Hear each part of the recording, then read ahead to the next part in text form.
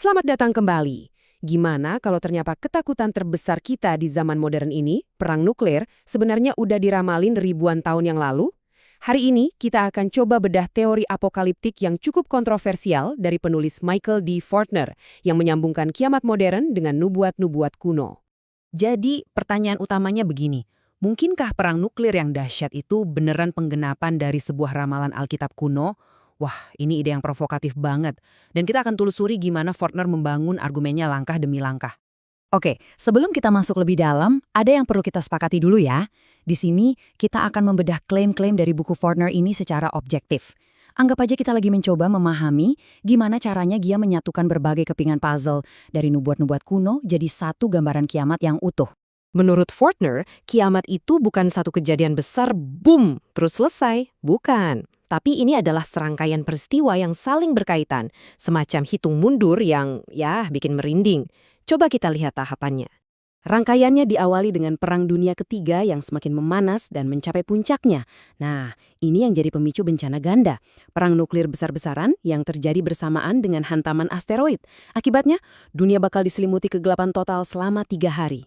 Dan di puncak kegelapan inilah, Sang Mesias konon akan kembali dengan api dari langit. Tapi, tunggu dulu. Kehancuran yang sebenarnya justru datang setelah ledakannya.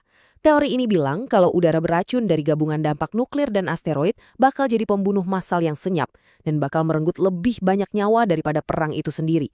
Semacam musim dingin nuklir yang mematikan. Nah, sebelum semua kekacauan ini terjadi, katanya akan ada satu tanda peringatan besar di langit.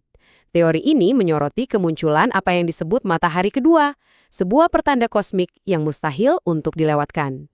Fortner mendukung gagasannya ini dengan mengutip langsung dari kitab Yoel, yang emang bicara soal tanda-tanda di langit dan matahari yang berubah jadi gelap sebelum hari Tuhan tiba.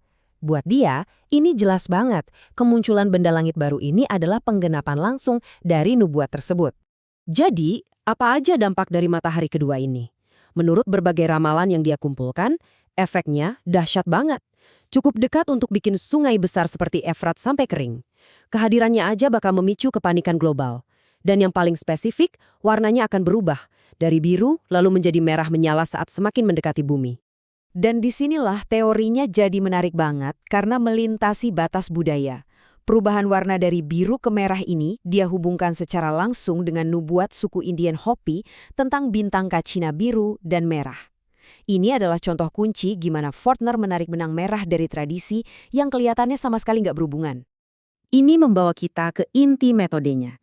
Jadi teori ini bukan interpretasi dari satu kitab suci aja, melainkan sebuah sintesis, upaya buat merakit puzzle kiamat dari berbagai sumber yang berbeda.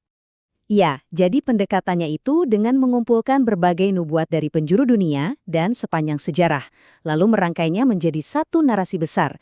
Setiap ramalan dianggap sebagai satu kepingan puzzle yang kalau digabungkan, katanya, akan membentuk gambaran lengkap tentang akhir zaman.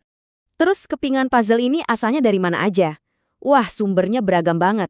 Tentu ada Alkitab, tapi juga teks-teks kuno non-kanonik seperti kitab Henoch dan Orakel Sibilin. Dia bahkan menyatukannya dengan ramalan mistik Katolik dari Padre Pio sampai nubuat dari suku asli Amerika, Hopi. Benar-benar sebuah jaring informasi yang sangat luas kan? Oke, setelah mendengar semua detail yang jujur aja mengerikan ini, pertanyaan wajarnya kan, buat apa? Apa tujuan si penulis menyajikan skenario kiamat yang begitu detail dan menakutkan ini? Nah, menurut Fortner sendiri tujuannya sangat praktis. Buku ini dia maksudkan sebagai semacam panduan bertahan hidup, khususnya untuk umat Kristiani yang ia yakini akan melalui masa-masa ini. Harapannya, informasi ini bisa membantu mereka selamat dan menjadi bagian dari kerajaan baru yang akan datang setelahnya. Pada akhirnya, terlepas dari kita percaya atau tidak, teori-teori semacam ini memunculkan pertanyaan yang lebih dalam. Apa sih yang diungkapkan oleh ketertarikan kita pada kiamat tentang diri kita sendiri? Mungkin ini adalah cerminan dari pencarian abadi kita sebagai manusia akan makna di tengah dunia yang penuh ketidakpastian. Sebuah pemikiran untuk kita bawa pulang. Terima kasih telah menyimak.